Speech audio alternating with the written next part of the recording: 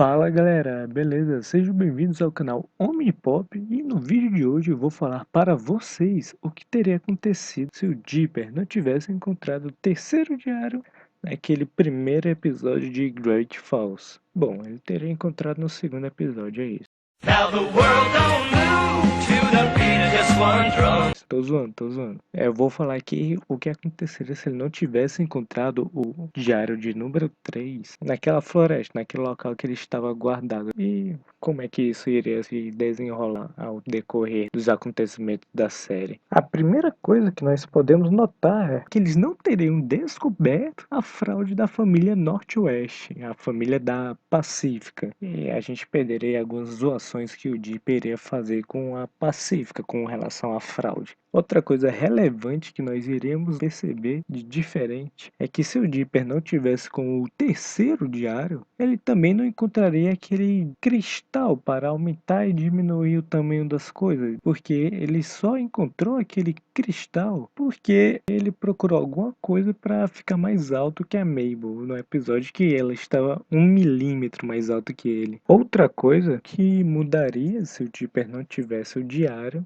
é naquele episódio, quando o Gideon invoca o Bill para roubar a senha do cofre da escritura da Cabana do Mistério na mente do Sten, o Dipper ele não iria conseguir entrar na mente do Sten, porque ele não teria o diário que fala qual seria o feitiço para fazer isso. Então o Bill ele roubaria a senha do cofre lá, demoraria um pouco mais também porque foi por causa da Mabel e do Sus que entraram na mente do Sten que o Bill meio que descobriu que estava debaixo do tapete, mas uma hora ou outra ele ia descobrir, até porque esse foi o trato que ele fez com o Gideon. Enfim, ele iria entregar a senha do cofre para o Gideon, o que não mudaria muita coisa na história, já que no final das contas o Gideon arrombou o cofre de um jeito ou de outro e conseguiu a escritura da cabana. Então, realmente a mudança não ia ser tão drástica. Para efeitos de história e cronologia ia dar no mesmo, mas para derrotar o Gideon e conseguir a escritura da Cabana do Mistério de volta, o Dipper e Mabel estão pensando no plano e dizem que precisariam de um exército para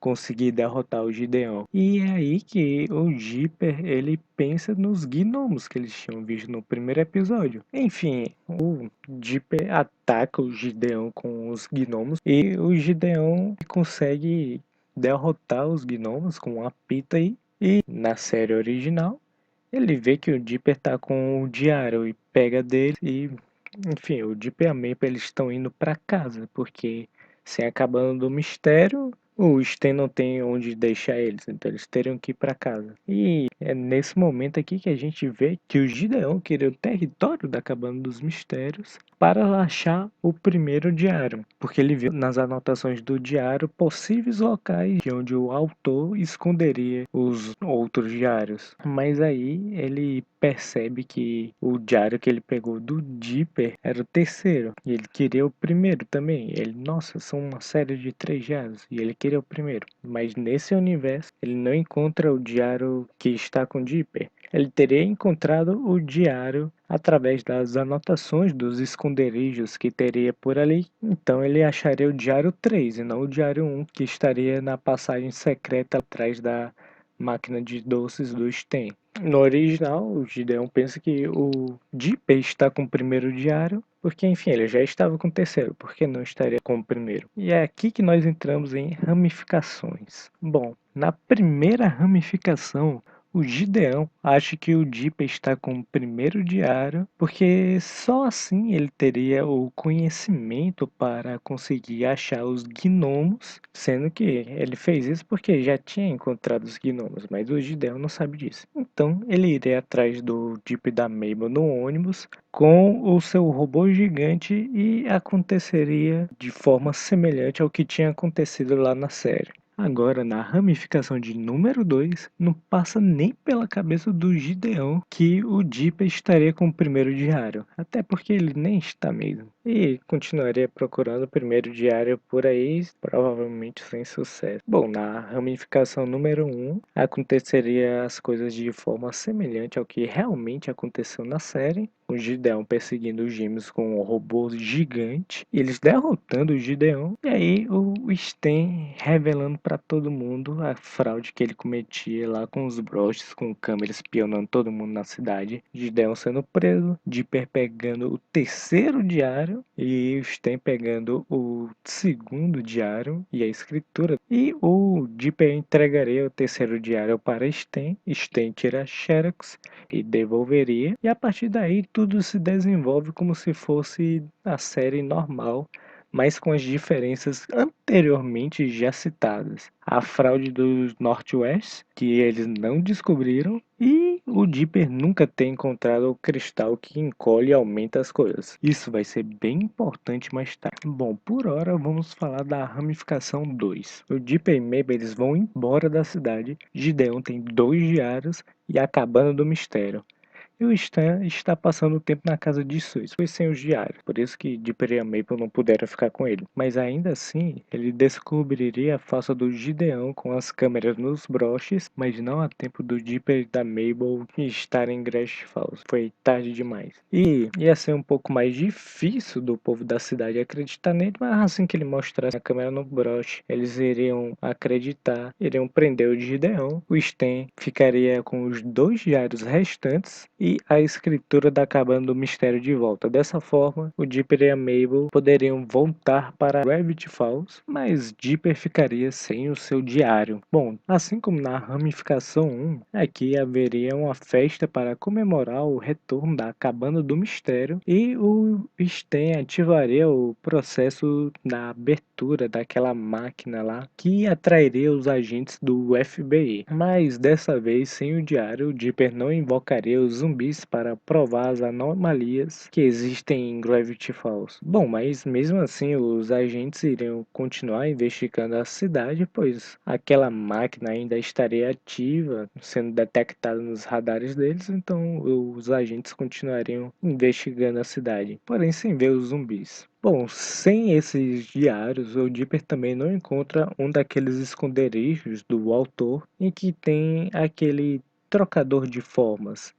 E, consequentemente, sem achar esse esconderijo, ele também não pegaria aquela maleta e não ficaria fissurado em tentar achar a senha. Dessa forma, também não haveria aquele episódio da ópera de meias.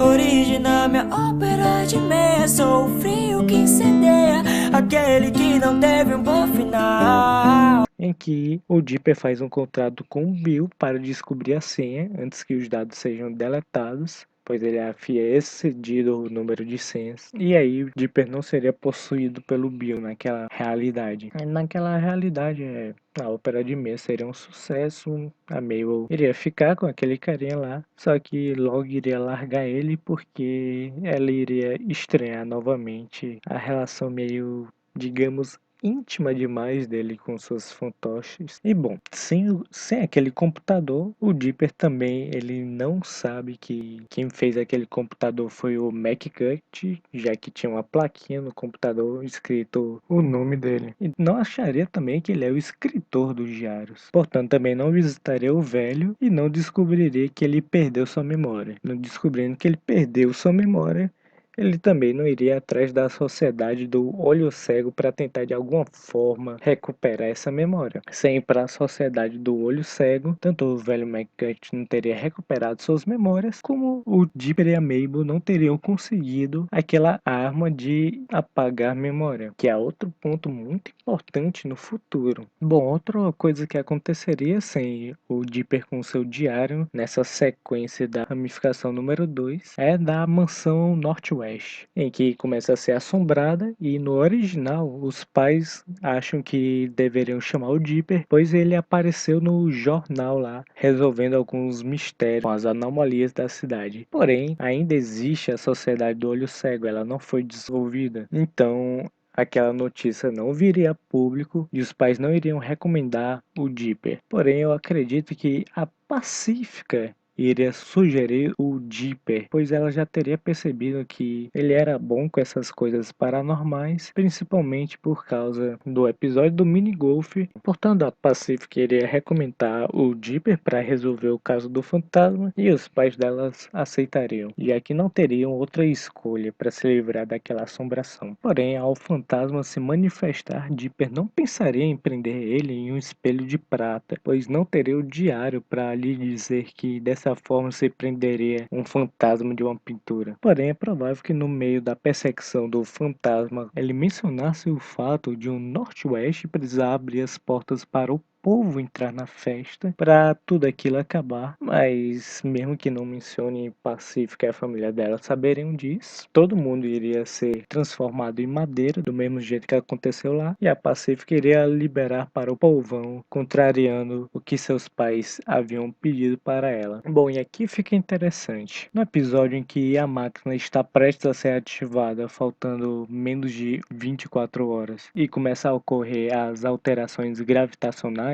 de qualquer forma, o Ford apareceria de novo para nós, se revelando o verdadeiro autor dos diários, contando sua história bonitinha e tal, porém com os agentes do FBI à sua cola. E sem o apagador de memórias, eles não teriam um plano efetivo para se livrar deles. Nesse caso, eles seriam presos pelos agentes do FBI. Com eles presos, o Ford não teria contido a fissura dimensional naquela bolinha lá. Não teria nem reparado que teria uma fissura dimensional. Ele só reparou isso quando estava desmontando aquela máquina. Enfim, teria a fissura dimensional lá, que não seria contida, o que geraria o estranho Argindon, no qual o Bill não seria derrotado, pois a família Pines não estaria por perto, estaria detido pelo FBI, fora de Gravity Falls. Mas Bill ele não teria como sair de Gravity Falls, pois ele precisava da ajuda do Ford para isso, pois em volta da cidade existe uma barreira. Porém, Ford dizia saber desfazer aquela barreira com uma equação. Porém, ele não está lá nessa ramificação número 2. Mas como o McGurk